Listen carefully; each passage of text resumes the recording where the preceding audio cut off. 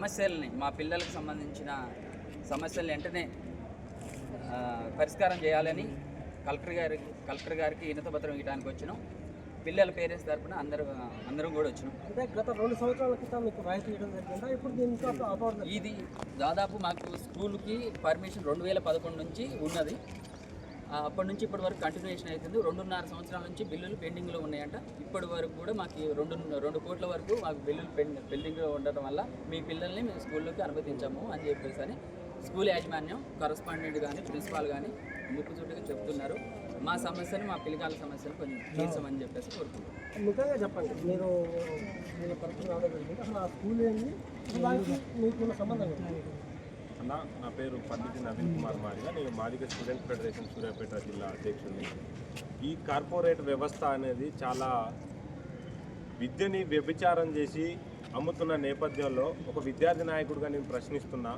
ఈ కార్పొరేట్ కళాశాలలో కానీ స్కూల్స్లో కానీ మా పిల్లలకు ఎస్సీ ఎస్టీ మేము అణగారిన వర్గాలకు చెందిన బిడ్డలుగా సార్ మాకు ఒక బెస్ట్ అవైలబుల్ స్కీమ్ అనేది ఉంది అనుకొని మేము కార్పొరేట్ స్కూల్లో విద్యని అభ్యసించవచ్చు అని ఆశించే తరుణంలో ఈ కార్పొరేట్ యాజమాన్యాలు ఏం చేస్తున్నాయంటే ప్రభుత్వం బిల్లులు చెల్లించకపోవటం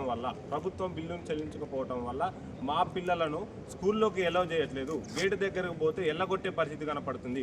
మరి మమ్మల్ని ఏం చేయమంటారు? ఆ స్కూళ్ళ ముందు పోయి ధర్నాలు చేద్దామా? మా మీద కేసులు చేపిస్తారు. ధర్నాలు చేద్దా కలెక్టర్ గారి కాడికి వస్తే కలెక్టర్ గారికి వినతి పత్రం ఇవ్వడం జరిగింది. తక్షణమే ప్రభుత్వం వీటిపైన చర్యలు తీసుకొని బిల్లులను ప్రవేశపెట్టకపోతే రాష్ట్రం మొత్తం మీద పెద్ద ఎత్తున ధర్నాకి దిగుతామని మాదిగ స్టూడెంట్ ఫెడరేషన్ పక్షాన తెలియజేస్తున్నాం. అదేవిధంగా ఈ కార్పొరేట్ యాజమాన్యాలు విద్యని వ్యాపారం చేసి ఒక 10వ తరగతి లక్షల ఫీజులు గడిస్తూ విద్యను వ్యాపారం చేసి అమ్ముతున్నారు. ఈ మన జిల్లాలో సూర్యాపేట జిల్లాలో పర్మిషన్లు లేకుండా స్కూళ్ళు కళాశాలలు చాలా నడుపుతున్నారు. మరి డిఈఓ గారు డిఐఓ గారు ఏం చేస్తున్నారో, వాళ్ళు మోచేతి వాటను తీసుకుంటున్నారో మాకు అర్థం కావట్లేదు. తక్షణమే కలెక్టర్ గారికి వినతి పత్రం ఇవ్వడం జరిగింది. కలెక్టర్ గారైనా దీని మీద యాక్షన్ తీసుకొని ఎవరైతే ఏమేమైతే పర్మిషన్ లేకుండా నడుపుతున్న స్కూళ్ళు కళాశాలలో ఎమ్మటే వాటిని సీజ్ చేసి మూసివేయాలని, అదేవిధంగా ప్రతి స్కూల్లో ఉన్నాయో వాటి అన్నిట్లలో విద్యార్థులకు ఈ 25% బిఎస్ఏ బెస్ట్ అవైలబుల్ స్కీమ్ అమలు చేయాలని మేము డిమాండ్ చేస్తున్నాం. పేరు కర్ల ప్రేమానంద. నేను బహుజన స్టూడెంట్ ఫెడరేషన్ ఆఫ్ ఇండియా రాష్ట్ర కార్యదర్శి.